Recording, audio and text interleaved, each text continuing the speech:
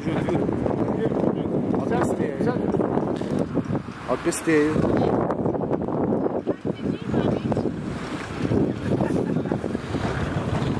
Va, o kaip dabar o kodėl pėstieji negali tą kryptimą? Nežinau.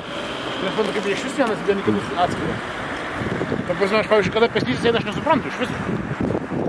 Kodėl pėstysis negali eiti kaip dviratininkas? Gal ir gali? Bet tai jam raudona. Matom, kad stovi. Pasižiūrėk dabar. Aš noriu pasižiūrėti tada pėstysim pėsčiavimus. Va. Matai? Jisai paspaudė dabar pėsčiavimą, matai? Bet jam vis tiek ne.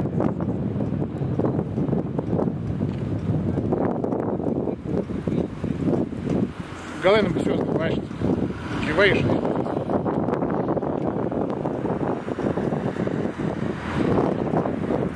Bet jis paspaudė, bet pėstiesiam nieko.